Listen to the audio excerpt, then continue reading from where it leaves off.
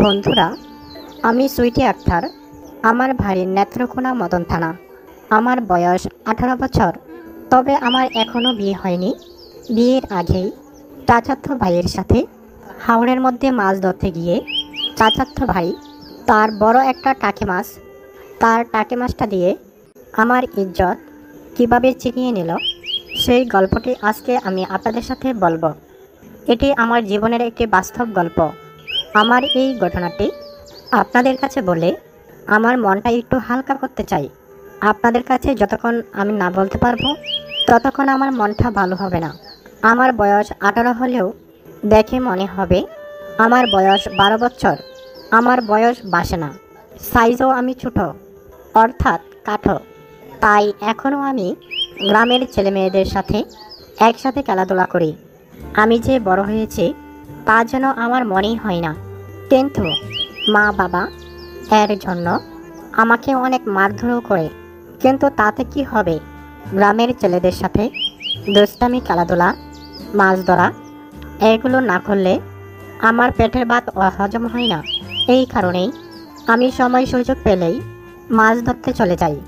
এই মাছ ধরতে গিয়ে আমার জীবনে বড় একটি ঘটনা ঘটে। এই ঘটনাটি আপনাদের কাছে বলতে এসেছি। আপনারা প্রথম থেকে শেষ পর্যন্ত আমার গল্পটি শুনবেন।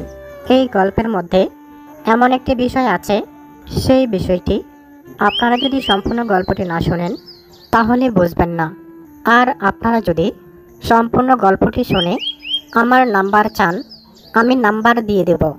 তবে কমেন্টে অবশ্যই আপনার সুন্দর নামটা লিখে দেবেন এবং আপনার জেলার নামটা লিখে দেবেন। যাই হোক, এগুলো আমার বলার বিষয় না। আমার এই গল্পটি কারো জীবনের গল্পের সাথে মিলে যা, তাহলে অবশ্যই আমাকে কমেন্টস করে জানাবেন। প্রিয় বন্ধুরা, মা বাবাকে না বলে মাছ ধরতে চলে যাই। মাছ ধরতে আমার খুব ভালো লাগে। আর এছাড়াও চাষের মাছ আমি খেতে পারি না, আমার মা বাবাও খেতে পারে না। হাওড় থেকে কিছু মাছ ধরে আনলে সবাই আমরা মজা করে খেতে পারি। এই কথা ভেবে আমি সময় পেলেই মাছ ধরতে চলে যাই।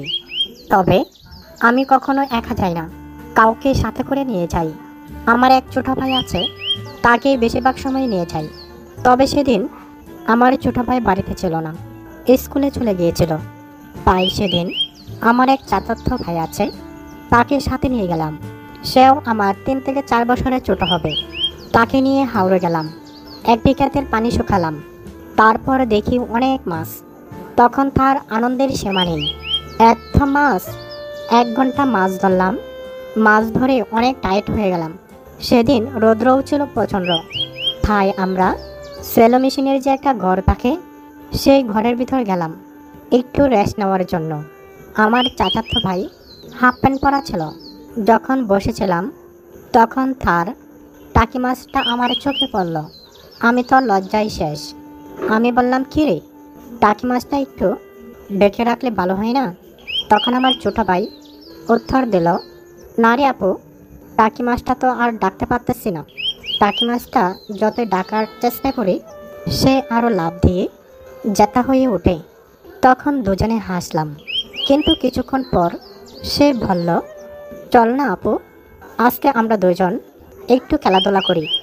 তার এই কথা শুনে তখন আমি দৌড়ে গিয়ে তাকে আমি এক থাপ্পড় দিলাম এবং বললাম, বেয়াদব ছেলে, আমারও তো একটা ছোট ভাই আছে। আমার ছোট ভাই তো তোর মতন এরকম বেয়াদব না।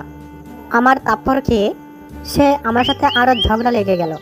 দুজনে তুমুল ঝগড়া শুরু হলো। আশেপাশে কেউ নেই। অনেক চিৎকার করলাম, কিন্তু হাওরের মাঝখানে কেউ শুনে না। এদিকে চাচাতো ভাই ছোট হলেও, বয়স কম হলেও সাইজে আমার চেয়ে অনেক বড়। আমি আগেই বলেছিলাম আমার বয়স 18 হলেও আমার চাচাতো ভাই আমার চেয়ে অনেক বড়, যার কারণে আমি তার সাথে পেরে উঠলাম না।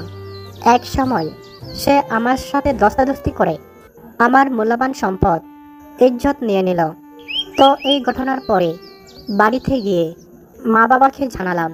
তখন তারা বাড়ির মধ্যে সালিশ বসল এবং সালিশে ফয়সালা হলো, দুজনে যেহেতু উপযুক্ত, দুজনকে বিয়ে করিয়ে দাও। তখন আমরা দুজনকে বিয়ে করিয়ে দেয়, কিন্তু আমরা বিয়ে করতে চাই না। আমি বলি, এই ছেলেকে আমি বিয়ে করব না, কিন্তু সমাজ পরিবার আমাকে জোর করে ধরে বিয়ে করিয়ে দেয়, যার কারণে বাধ্য হয়ে আমি এই ছেলেটির সাথেই সংসার করছি। তো প্রিয় মা ও বোনেরা ও আমার যুবক ভাইয়েরা, যারা আমার এই গল্পটি শুনেছেন, আশা করি বুঝতেই পেরেছেন। মা বোনদেরকে বলবো, ছোটোখাটো বিষয় নিয়ে কোনো ছেলের সাথে বা পুরুষের সাথে তর্কে জড়াবেন না, না হলে ছোট্ট কারণে আপনার জীবন ধ্বংস হয়ে যেতে পারে। তো এটাই ছিল আজকে আমার এই জীবনের গল্প। আমার গল্পটি ভালো লাগলে একটি লাইক দিয়ে চ্যানেলটি সাবস্ক্রাইব করে দিবেন।